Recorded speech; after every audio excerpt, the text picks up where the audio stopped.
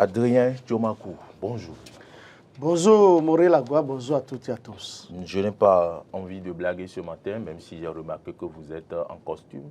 Ça se passe de commentaires. Merci beaucoup. Laurent Roland Tonneikes, bonjour. Maurice Lagua, bonjour. Adrien Djomakou, bonjour. Amis téléspectateurs, bonjour. C'est un plaisir de vous retrouver. J'ai comme impression que ça fait plusieurs mois qu'on s'est vu. Je ne sais pas pourquoi j'ai cette impression. Je ne sais pas si c'est parce que la semaine passée, je ne vous avais pas vu le mercredi, mais on s'est vu vendredi. C'est l'impression que j'ai. Le mercredi, il n'y avait pas d'émission. Non. Le vendredi, moi, je n'étais pas là. Donc oui, donc j'ai raison.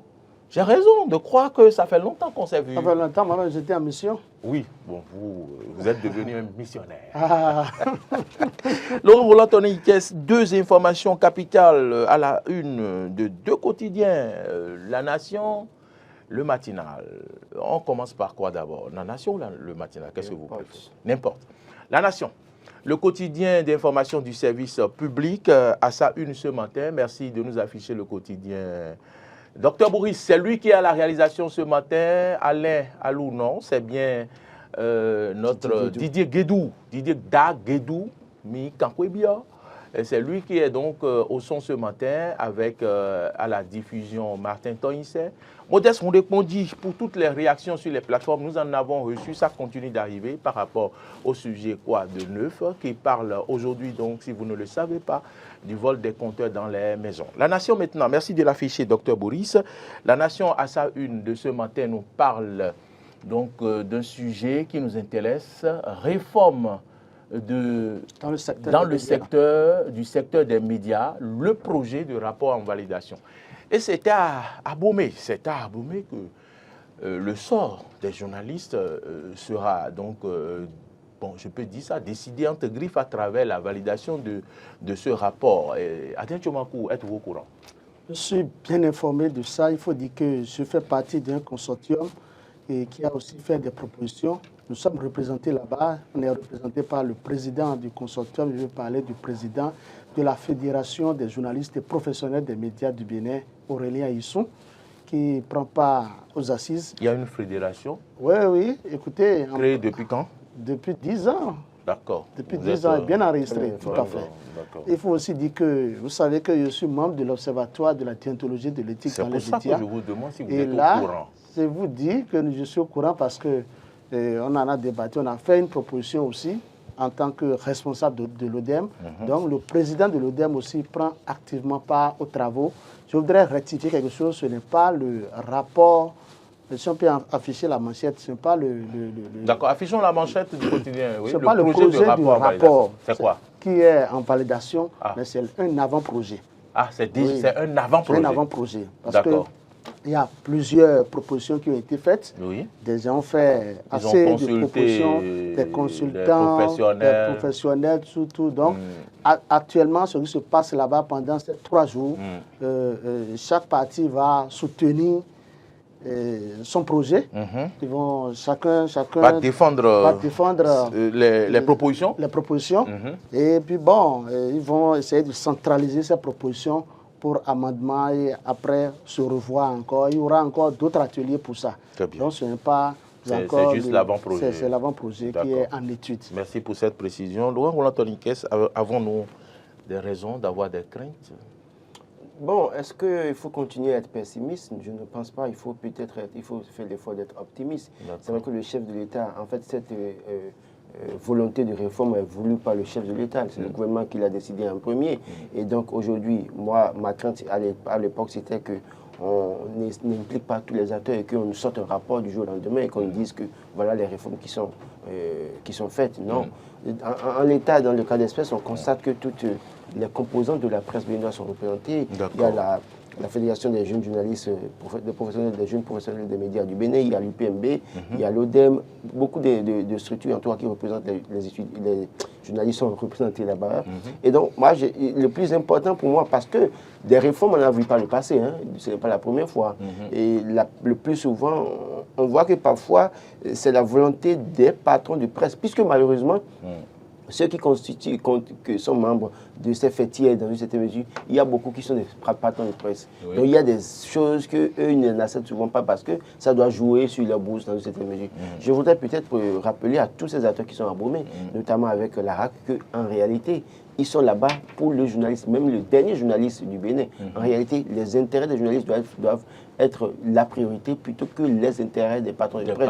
Parce que toute réforme, c'est pour améliorer les conditions de vie et de travail des journalistes.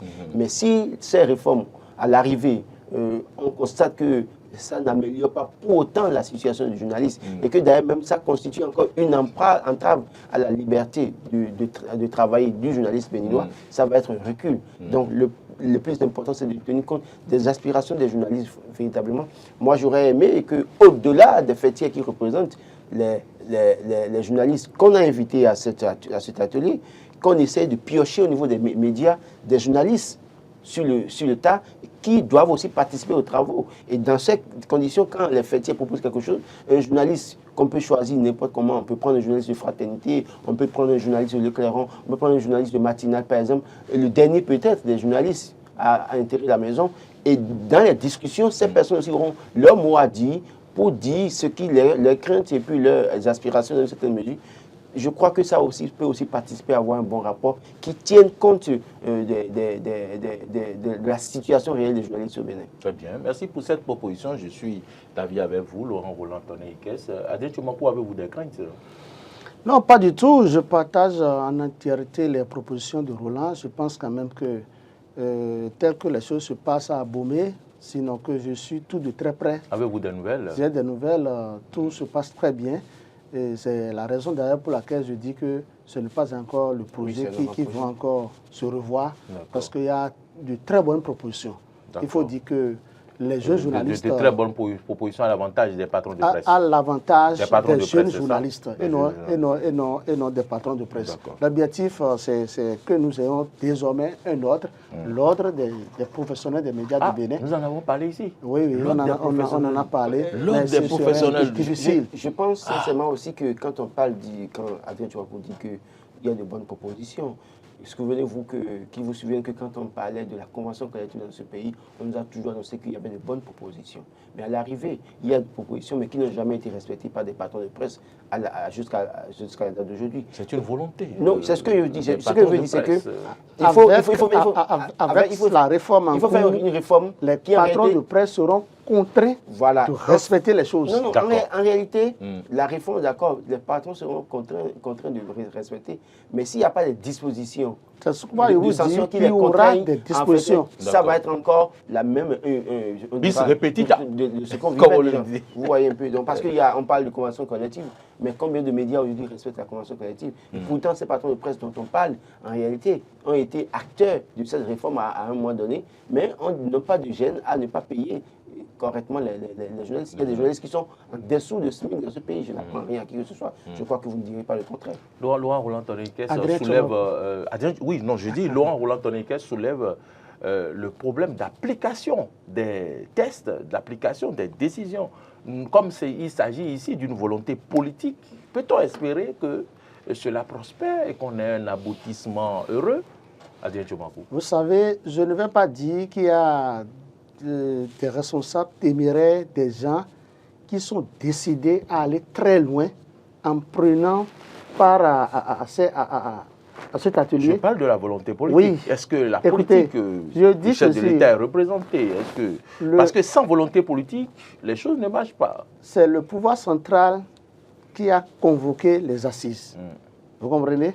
C'est-à-dire, la cellule de communication du chef de l'État est représentée. C'est la HAC qui a pris le lead et c'est les conseils de la HAC qui a fait appel aux associations fêtières des professionnels des médias du Bénin. Une chose est claire, c'est des propositions qui seront améliorées et je pense quand même que les choses iront juste après validation par le chef de l'État, que ça soit traduit en loi à l'Assemblée nationale. Les députés vont légiférer par rapport à ça.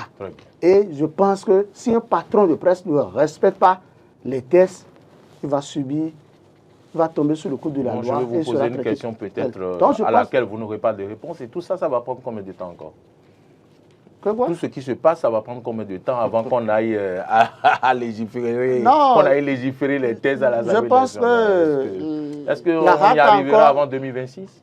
Non, pas avant 2026, parce que tout serait fait avant 2026. Ah, d'accord. J'ai dit, est-ce qu'on y arrivera avant 2026? Donc c'est non, oui. Non, c'est trop parti.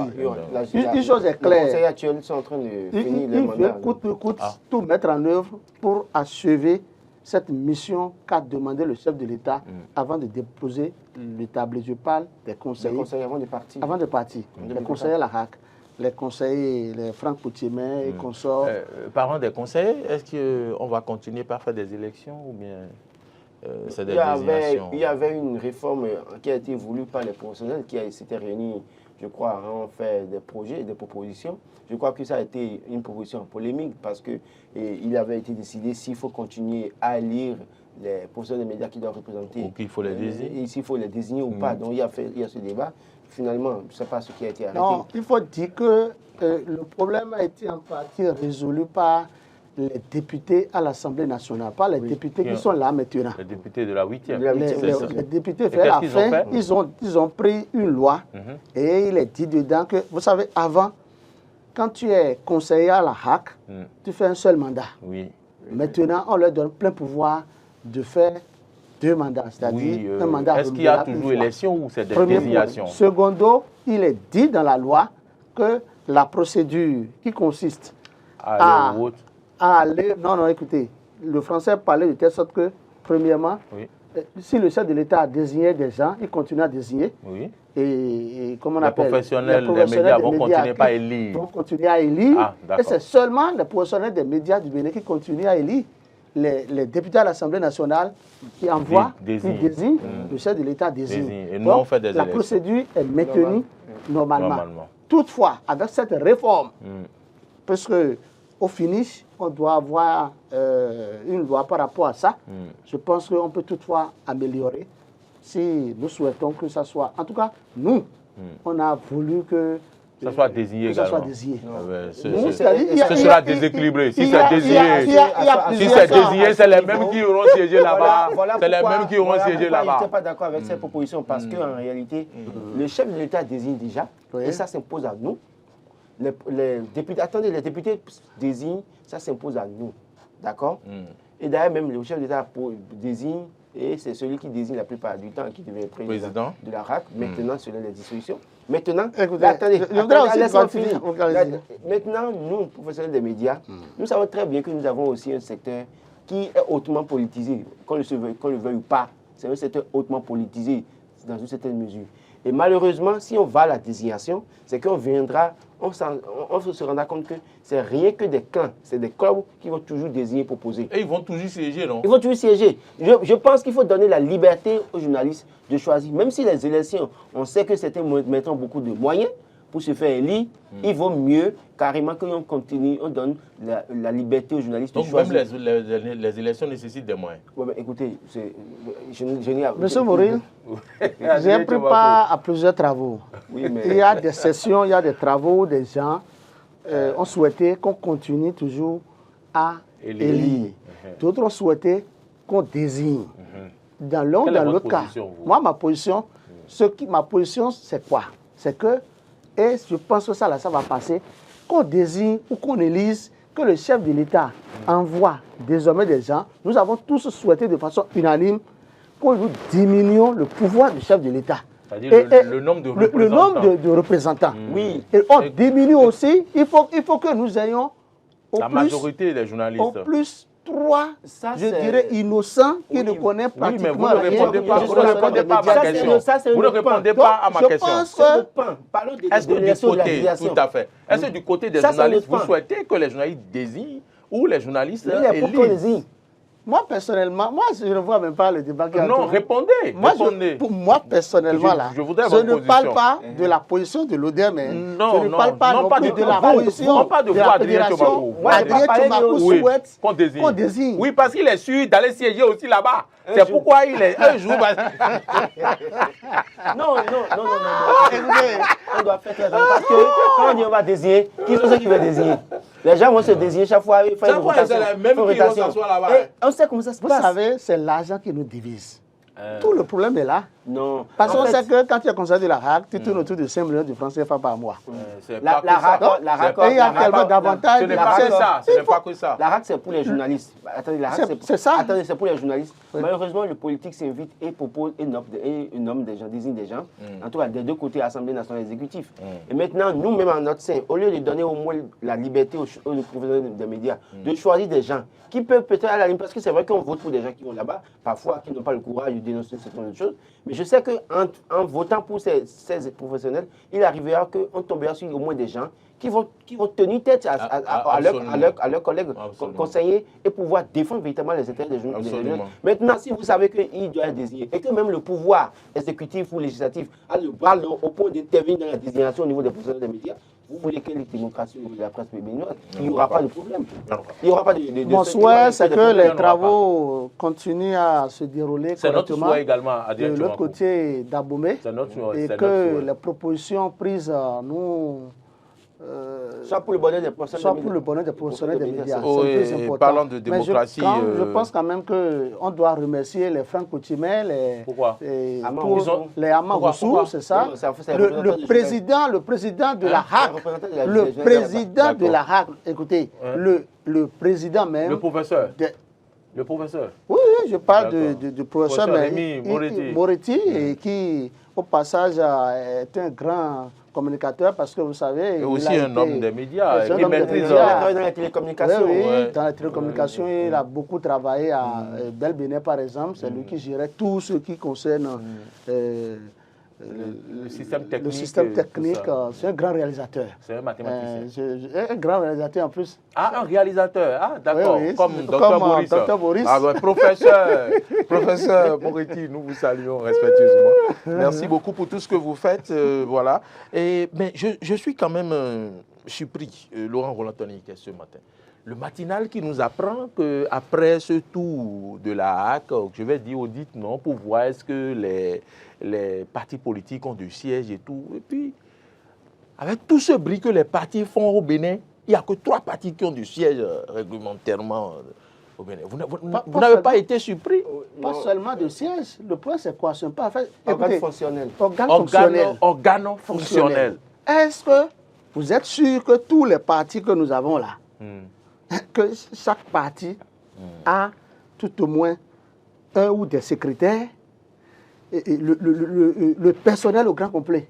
Ça n'existe pas.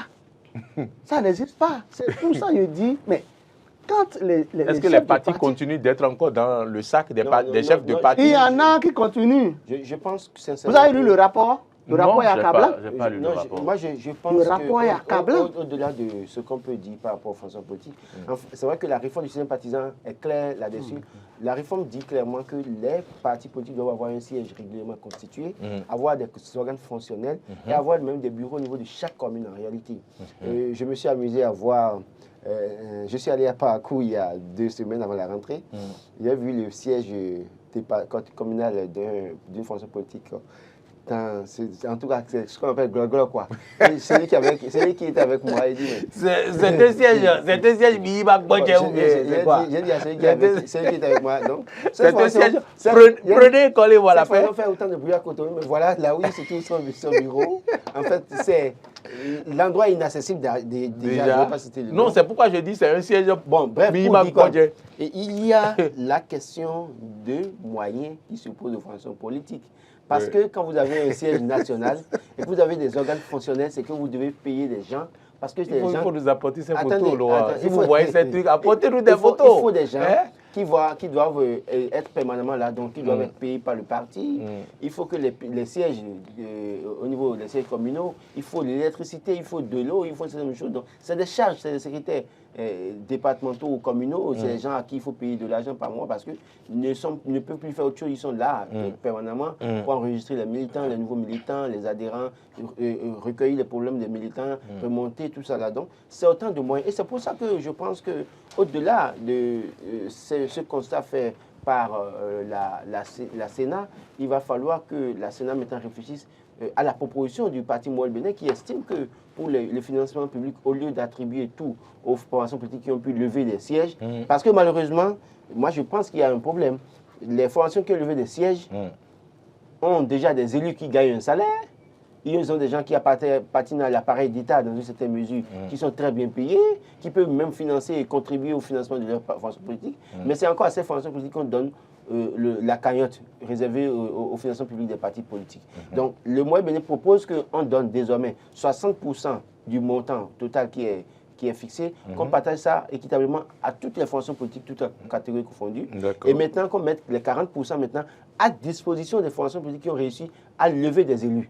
Et là, ça permettrait à toutes les formations d'avoir des moyens. Parce que malheureusement, on a beau dire, les formations vous diront que oui, c'est un peu comme Madame Timber Zalou que j'ai suivi il y a quelques jours et qui est d'ailleurs même passé sur l'interview, qui disait que c'est les cotisations des militants qui font qu'ils ont autant de moyens pour organiser des activités. Alors qu'on sait très bien qu'au Bénin, que ce soit formation politique ou association ou aucun militant ne cotise. La plupart du temps, les militants ne cotisent pas. C'est peut-être et ils attendent quoi? Non, mais ils ne cotisent pas. Quand il y a activité, c'est les militants qui attendent encore que les chefs de parti leur donnent quelque chose. Donc, aujourd'hui, dans ces conditions, puisque nous n'avons pas encore, nous n'avons pas l'esprit de militantisme où tout le monde participe véritablement à la vie des partis en finançant ou en payant en cotisation, il va falloir qu'on trouve le juste milieu pour que les financements publics on puisse trouver quelque chose aux formations politiques qui n'ont même pas des élus et que cette formation politique, et c'est à partir de ce moment-là, on peut leur appliquer la rigueur de la loi. C'est-à-dire que si vous avez le financement, ça veut dire que vous devez avoir les organes fonctionnels, vous devez avoir les sièges au niveau des communes, au niveau des départements. Et là, on peut faire un contrôle assez rigoureux. Assez rigoureux. Voilà la situation des partis politiques dans notre pays. C'est une situation vraiment morose. Il faut d'abord souligner que Jacques Ayadi de Moël Bénin se trompe de lutte, lui se trompe de combat. Pourquoi? Patrice Talon aujourd'hui a sa logique. Le chef de l'État ne veut pas avoir assez de partis politiques au Bénin. Le système partisan, si vous lisez tout sur le système partisan, vous devez comprendre que le chef de l'État a une vision. Avoir peu de partis politiques pour mieux canaliser les acteurs politiques. Okay. Ah oui. Ça, c'est la vision du chef de l'État. Et ça la pratique, la vision de la masse. Oui, écoutez, c'est la vision du chef de l'État. La suite de la tournée de la Sénat, vous savez, non? Non. Les termes sont clairs. C'est quoi la suite? La suite, elle est très simple. Premier point. Il y a des formations qui seront suspendues. Premier point, il y a des formations, parce que ce n'est pas la HAC, ce n'est pas la Sénat de procéder, c'est la Sénat maintenant qui va faire un rapport envoyé au ministère de l'Intérieur et de la Sécurité publique. On aura à dissoudre des partis politiques. Même si ces partis sont autorisés régulièrement. Oui, ces partis seront dissous. On va donner un délai à certains qui vont se mettre à jour. Passer ce délai, ils seront dissous. Ces partis politiques seront dissous parce que, mais, malgré tout ce qu'on dit par rapport au système du parti, à la réforme du système, nous avons encore 17 partis politiques vivants. Est-ce qu'on a 17 oui, 8, on a 17. Non, c'est autour de 17. C'est ça. Je pense quand même qu'avec la procédure entamée par la Sénat, parce que la Sénat ne veut pas perdre son temps, faire une tournée de contrôle. Donc, il faut que le rapport atterrisse sur la table du ministère de l'Intérieur et de la Sécurité publique et que les sanctions soient prises. Très bien. Je pense quand même que... Bon, nous attendons donc... Je pense à la question que, peut-être contrairement à vous, que Ayadi ne se trompe pas de combat. Parce que, on a dit... Laisse Ayadi. Qui fait partie politique... des partis politiques, il a fait des propositions. Pourquoi il se trompe de combat? Financement public, c'est l'argent du contribuable. Et donc, toutes les formations politiques, c'est vrai que dans une certaine mesure, on était à 200 formations politiques aujourd'hui. On est en train de réduire de façon considérable le nombre de partis formations politiques. Mais en réalité, toutes les formations, normalement, participent à la vie politique du pays. Et il y a des formations qui sont là, qui prennent la parole, qui se prononcent sur un certain nombre de sujets de l'actualité, un certain nombre de choses et qui font des propositions. C'est les formations politiques.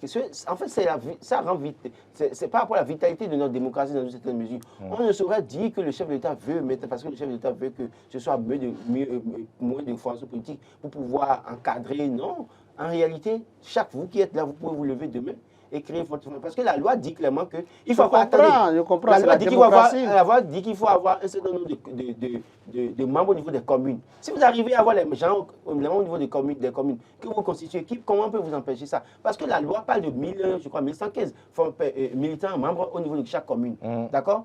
Mais, pardon, 15 membres, pardon, par commune. 15 personnes par commune. Pour au niveau des 77 communes. Donc, si vous levez que vous avez les 15 personnes par commune pour constituer votre formation politique, pourquoi on va vous empêcher de le faire? Autrement, on n'empêche personne. Ce sont les tests qui vont vous contraindre à disparaître. Si on ne veut pas, vous avez vu, si on ne veut pas que les gens... Irénée Agossa. Irénée Agossa fait plus que ça. Non, maintenant, ne comparez pas. C'est un exemple que j'ai pris comme ça. Ne comparez pas Irénée Agossa aux autres acteurs qui ont pris Jacques Ayadi. Non, oui, justement, Jacques Ayadi. Attends, Irénée Agossa. Irénée Agossa a plus de poids politique que Jacques Ayadi parce que tout au moins, lui, il a été candidat pour la présidentielle. Jacques Ayadi n'a pas pu. C'est ça. Il a combien de militants?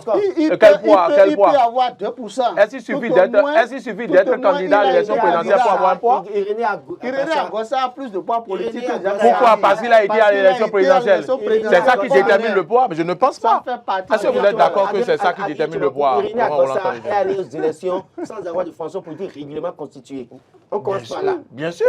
Alors que Jacques Ayadi a un parti régulièrement constitué, a participé à 2 élections, si je me trompe. Irénée Agossa a joué un rôle de président d'un parti. Irénée Agossa a joué un rôle de tout fait en 2021. C'est vous qui le dites, c'est vous qui pensez à ça. La preuve. Non, ça n'engage que vous.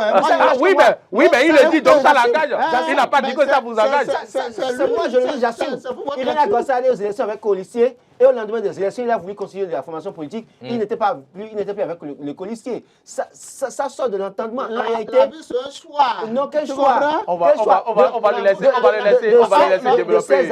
De ces acteurs politiques, on n'en a plus besoin au Bénin. Parce que quand vous dites que le chef d'État ne veut plus de formation politique, il faut aussi éviter qu'on ait à l'avenir de ces gens de personnes. Parce que la loi dit, on dit que c'est les formations politiques qui proposent des candidats. Le gars n'avait même pas de formation politique. Non, attendez. Ça là, il va vous rectifier. Non.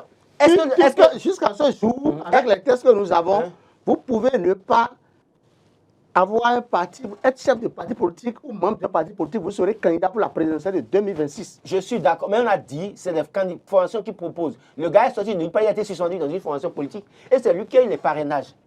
Et vous trouvez ça normal dans une république où on veut arranger les choses? Non, mais Adrien, tu m'as dit... Vous êtes là, journaliste là, vous pouvez être candidat. Voyons les choses autrement. Sans avoir parti de Voyons les choses autrement. Adrien, tu m'as dit... Mais cela ne fait pas de moi quelqu'un qui a un poids politique. Patrice Talon, il n'a aucun poids. En 2006, il n'a aucun poids. Est-ce que le chef de l'État actuel était membre d'un parti politique? Non, ne parlez pas de 2006 et 2016. Ne parlez pas de 2016. La réforme en 2007, on nous a dit que le président d'un parti doit être porté. La candidature de Patrice Talon a été portée par 5 formations politiques. UP, BR, UDBN, MOUEL et PRD. Maintenant, Agossa était, comment vous appelez, parti démocrate, et finalement a été suspendu. Il sort de nulle part, il a le parrainage, il est candidat, et c'est après ça qu'il a fait congrès pour constituer son parti. Et vous trouvez ça normal? Permettez-moi d'aborder un autre sujet. Ce que moi je dis, je me bats sur les tests. S'il vous plaît. Je me bats sur les tests pour parler. Le débat, on va continuer au plateau. Revenons pour finir avec le dernier sujet. Quand même, un acte qui intéresse nous, journalistes. Un acte posé par l'honorable Claudine Afiavi Prudencio, qui... à écouter donc les cris des populations par rapport aux voies dégradées à Godomé, des Koumbé, même à Calavi, des sables sont déversés. Laurent Roland, Tony Kess, le quotidien en parle, Nouvelle Génération en parle. Quelle est votre réaction?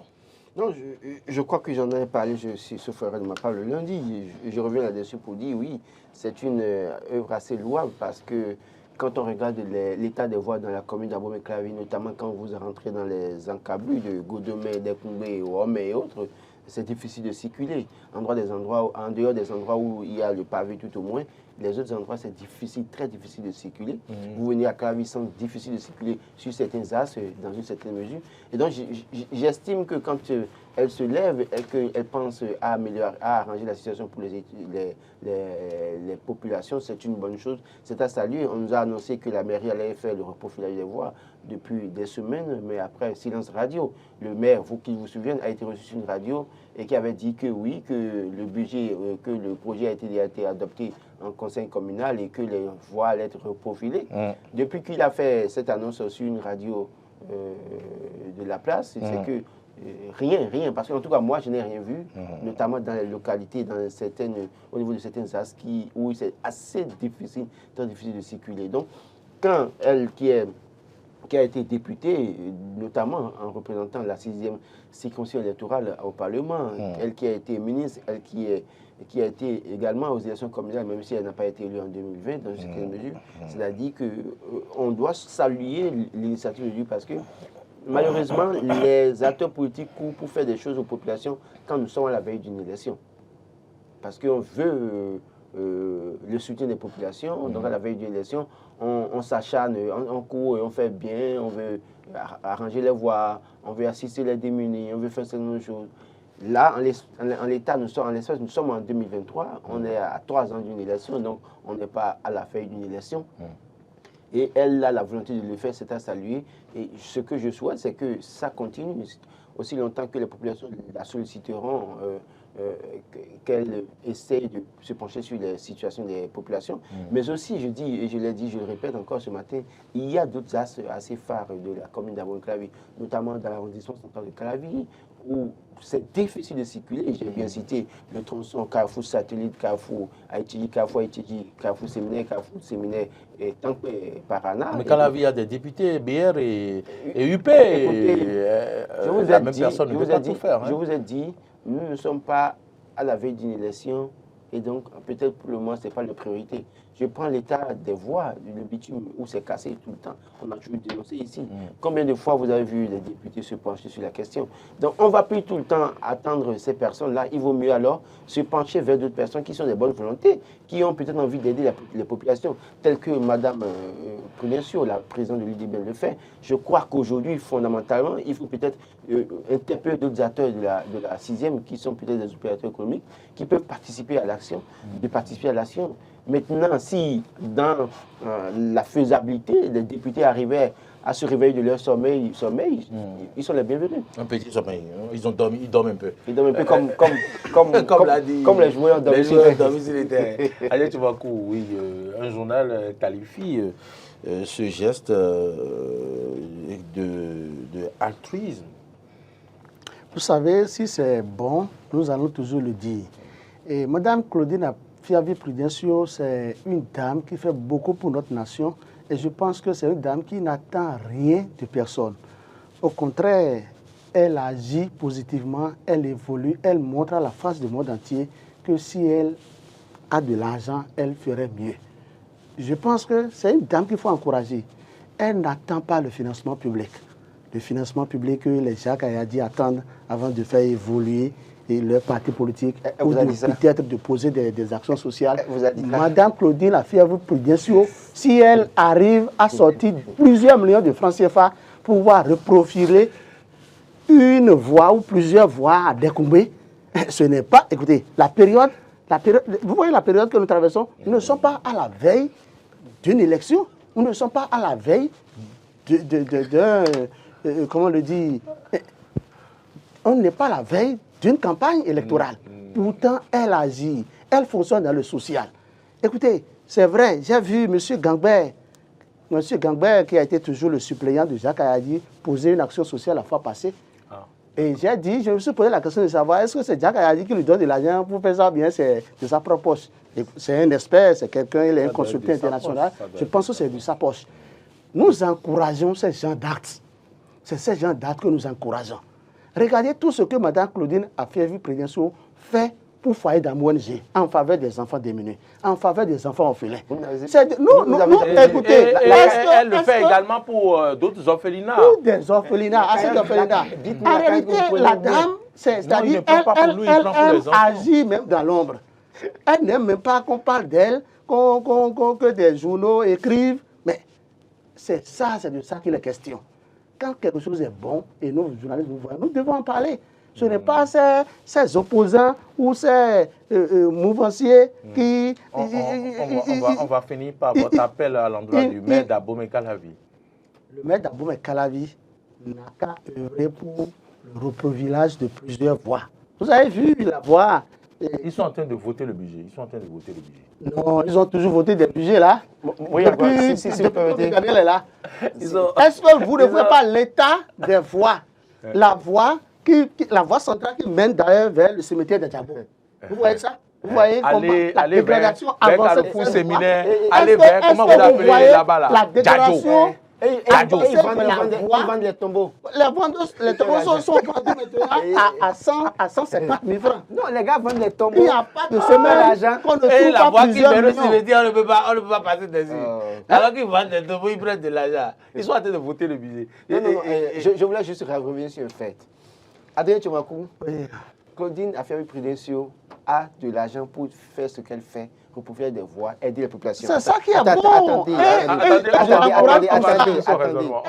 n'attend pas. Ça ne veut pas dire. Oui, attendez public avant d'agir. Le service public. Il faut que les Jacques Kayadi aillent à son école. On va fermer les micros. C'est ça que les questions. Je vais demander qu'on ferme le les micros. financement public, ce n'est pas ça qui va faire le reprofilage. Le financement public, c'est pour le fonctionnement des partis. Et je pense que autant que les autres formations politiques, l'UDB aussi a besoin du financement public. Elle peut sortir l'argent de sa poche ou de son sac ou du bout de son pal pour faire le reprofilage de voix. Attendez, la proposition de Jacques Kayadi... Non, ne mélangeons pas. Ne mélangeons pas. Adrien Tchomakou, ne mélangeons pas. Le financement public, c'est pour le fonctionnement des formations politiques. Maintenant, pour les actions sociales, je crois que les œuvres sociales, chacun est libre. Et je crois qu'elles montrent le chemin à certains acteurs politiques qui ont peut-être des millions, des 5 millions, des 10 millions par mois et qui ne font rien en réalité. C'est ces personnes-là que nous allons interpeller. Mais je pense que l'UDB a besoin de financement aussi.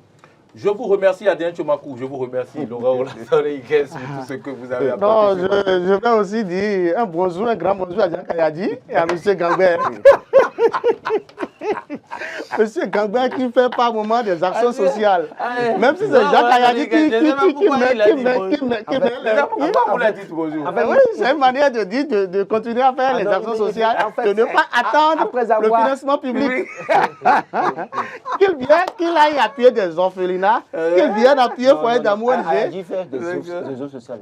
Ayadi? Il en fait, c'est juste qu'on les gens ne communiquent pas là-dessus. Bon. Vous savez, il y a des gens qui font des choses, même vous avez bien parlé de... J'ai parlé de son suppléant. C'est ça, moi, j'ai vu plusieurs fois. Gambert. Par exemple, Claudine Prudentiaux appuie l'ONG Foyer d'amour. Tout à fait. Mais est-ce que les presse en prennent? Les gens ne communiquent pas souvent. Si vous n'en parlez pas, elle a fait des actions que moi, dont je suis conscient qu'elle n'a jamais communiqué. Donc, Ayadi fait des actions. Je vous assure qu'il fait des actions. Monsieur Jacques Maintenant, on va l'inviter à faire davantage. Et soutenez Foyer d'amour. Venez soutenir Foyer d'amour. Donc, aujourd'hui, où est la finalité? La finalité, c'est que qu'il emboîte le pas de Mme Claudine Affaire-Prudentiaux en soutenant Foyer d'amour. Et là, vous reconnaissez qu'il fait quelque chose dans le pays. Merci Adrien Tchomakou. Pour le moment, moi, je ne l'ai jamais vu. Merci Adrien Tchomakou en costume. Merci Adrien Tchomakou en costume. Merci beaucoup. Merci Laurent Olatoré-Guès en costume. Aujourd'hui que je suis bien habillé. Oui, pardon, qu'est-ce que vous avez dit? Qu'aujourd'hui, j'ai essayé de m'habiller comme le chef de l'État. Donc vous avez dit, je suis bien habillé.